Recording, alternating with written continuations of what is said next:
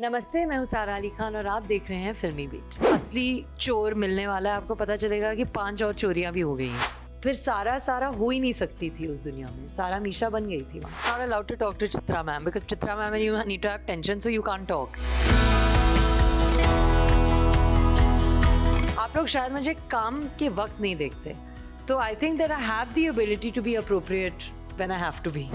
Hello everyone, मैं हूं Surabhi run Singh और आप सभी का वेलकम है फिल्मी बीट पे। आज हमारे साथ एक ऐसी एक्टर हैं जो अपनी अदाओं से किसी को भी अपना दीवाना बना सकती है और अपने जोक से किसी को भी हंसा सकती है।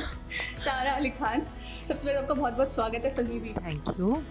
सो डिज्नी प्लस हॉटस्टार पर आ रही है गेस्ट लाइफ और ट्रेलर जब हमने देखा तो आई गेस आपको इस ऐसे किरदार निभाते हुए लोग पहली बार देखने वाले हैं। आपके लिए कितना अलग था? बहुत अलग था। I think as a genre, as a दुनिया, एज अ कैरेक्टर हर तरह से अलग था, लेकिन वही तो मज़ा है ना, बार बार एक ही चीज़ तो बिल्कुल नहीं करनी।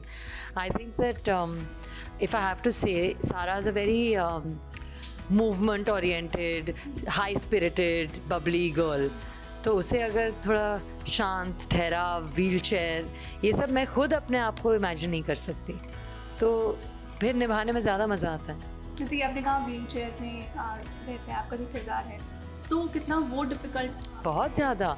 एक तो आपको व्हील चेयर सीखना पड़ता है, फिर आपको अपने अपर बॉडी का इतना उपयोग करना आना चाहिए कि आपको अपने लेग्स की ज़रूरत भी ना पड़े। You know that's tricky and तो हाँ, ज़रूर मेहनत तो लगी। स्टोरी की अगर हम बात करें तो क्या वो एक चीज़ आप बताना चाहेंगे ऑडियंस को जिससे ऑडियंस को वो इंगेजिंग लगने वाला है, क्योंकि कहानी इंगेजिंग लगने वाली है? हम ज़्यादा तो बता नहीं सकते, लेकिन मैं इतना ज़रूर बोलूँगी कि जब मैं पढ़ रही थी तो ऐसा लग रहा था that I don't want to stop reading.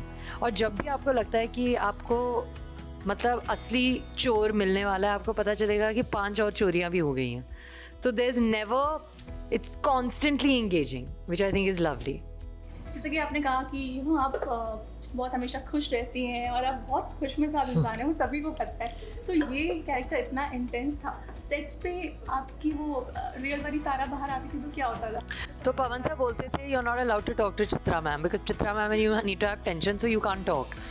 But I honestly think that as an actor, एक तो हमें पता होता है कि हंसी मजाक का माहौल क्या होता है और हंसी मजाक का माहौल क्या नहीं होता। यू नो, आई थिंक कि चाहे वो मेरे मतलब मीडिया हो या दर्शक हो, आप लोग शायद मुझे काम के वक्त नहीं देखते, तो I think that I have the ability to be appropriate when I have to be, तो वो इतना मुश्किल नहीं होता। तो वहाँ पे और वहाँ की दुनिया ही इतनी अलग थी। हम लोकेशन पे ही रह रही थी मैं, लाइट का प्रॉब्लम था ऑलमोस्ट, क्वाइट, मीलों मील तक कोई नहीं। पवन साहब म्यूज़िक भी बजाते थे जो जिससे मतलब वो वाली फील, एक ईरी वाली फील आए। तो I think all in all it was such a experience कि उसमें बस घुलना और मिलना पड़ता था। फिर सारा हो ही नहीं सकती थी उस दुनिया में। सारा मीशा बन गई थी वहाँ।